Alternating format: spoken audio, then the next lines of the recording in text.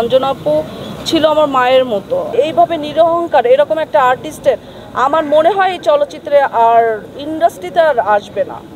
তার অনেক অভিমান ছিল চলচ্চিত্রের, বিশেষ করে দুইটা হিরোর প্রতি তার অনেক অভিমান।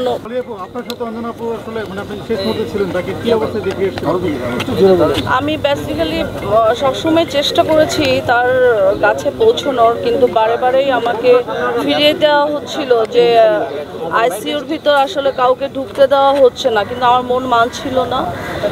আমি আমার হাজব্যান্ডকে নিয়ে কালকে পিজি হসপিটালে চলে যাই এবং খুব আকুত মিনতি করে আমি ডক্টরকে অনুরোধ করে আমি ভিতরে যাই।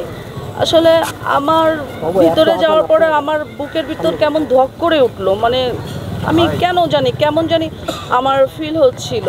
তারপরে তার কেবিনটার সামনে যখন আমি যাই, তাকে যখন আমি ওই মুহূর্তে ওই অবস্থায় দেখি, আমার কাছে মনে হলো কি একটা ডল ঘুমায় আছে। তো এত মায়া, আমি বারবার ডাকছি অঞ্জনা আপু, এই আপু, ডাক শুনছো না? আপু, মাথায় হাত দিচ্ছি, তার ফেসে হাত দিচ্ছি বারবার, মানে তাকে আমি কথা বলার চেষ্টা করছি যে আমরা তোমার সহকর্মী এসেছি। আমি তারপর বলছি আমি পলি, আমি আসছি।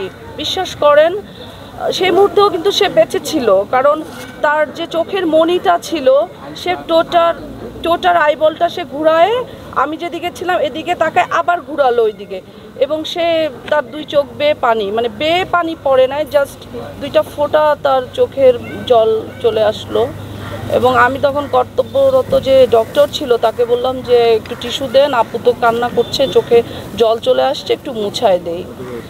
তখন উনি বলল যে উনি আসলে অন কাইন্ডস অফ মৃতই, যে উনি যন্ত্রের সাহায্যে, ভেন্টিলেশনের সাহায্যেই বেঁচে আছে, এটা খুলে দিলে হয়তো বা 2 সেকেন্ডও লাগবে না।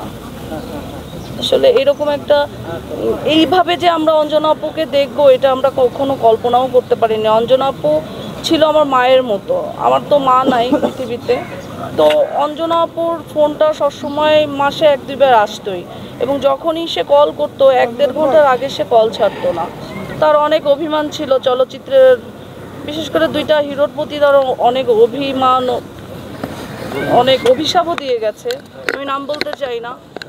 তো মানুষ মরে গেলে যে মায়া কান্না তারা করে, আসলে এটা বেঁচে থাকতে কেন তোমরা সেই সহানুভূতিটা দেখাও না? আমার প্রশ্ন হচ্ছে এটা। আমরা চলচ্চিত্রের একটা জিনিস খুব লক্ষ্য করি, যারা সিনিয়র হয়ে যায় তাদের যে আদর আপ্যায়ন খোঁজ নেওয়া, এই জিনিসটা খুব পরিমাণ কমে যায়।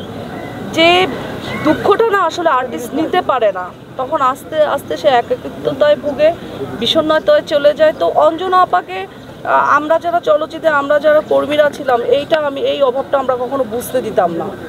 আমরা যে কোনো সময় সে ফোন দিলে কথা বলতাম, আমাদের যে কোনো প্রোগ্রামে তাকে ইনভাইট করতাম। এত প্রাণ চলচল একটি মানুষ, কিংবদন্তি, যে কিনা সিনিয়র শিল্পী থেকে জুনিয়র শিল্পীদের বুকে টেনে নিয়েছে। এইভাবে নিরহংকার এরকম একটা আর্টিস্টের আমার মনে হয় এই চলচ্চিত্রে আর ইন্ডাস্ট্রিতে আর আসবে না। তার অবস্থান কেউ পূরণ করতে পারবে না। আর আমার সৌভাগ্য হয়েছিল তার সাথে অভিনয় করার, জি সরকারের একটা ছবিতে, সে আমার কো আর্টিস্ট ছিল, আমি তার সাথে কাজ করার এক্সপিরিয়েন্স আছে, এবং আমার সাথে অত্যন্ত ভালো সম্পর্ক ছিল। আপু, অনেকেই বলছে যে অঞ্জনা আপুর গায়ে কিছু আঘাতের চিহ্ন ছিল, আপনি যেহেতু শেষ পর্যন্ত সেখানে ছিলেন, আপনি এরকম কিছু দেখেছেন কিনা? হ্যাঁ, আমি আসলে আঘাতের চিহ্ন খুঁজতে যাইনি, আমি আসলে তার ফেসটা দেখে এত মায়া লেগেছে আমার। এবং আমি যেটা লক্ষ্য করেছি, তার ব্লাড ছিল, তার মুখের ভিতর শুকনো ব্লাড ছিল, বেশ ব্লাড ছিল তার। অঞ্জনা আপুর সাথে আপনার সর্বশেষ কি কথা হয়েছে মনে আছে? হ্যাঁ, আমার মনে আছে, আপুর সাথে আমার সর্বশেষ 1.5 ঘন্টা কথা হয়েছিল। আপু যে বিষয়টা ছিল যে আমাদের যে একজন সিনিয়র শিল্পী আহমেদ শরীফ ভাই, সে একটা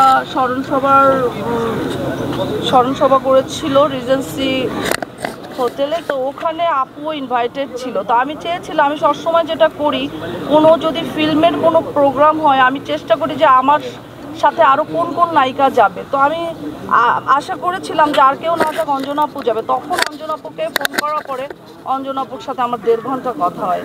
তো তখনই সে বলতেছিল যে আমার একটা খারাপ জ্বর আসে, যে জ্বরটা ছাড়ে না, 15-20 দিন থাকে, যদি জ্বরটা থাকে আমি বোন আসতে পারবো না।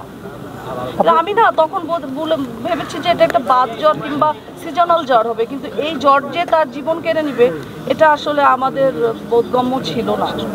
থ্যাংক ইউ আপু, থ্যাংক ইউ।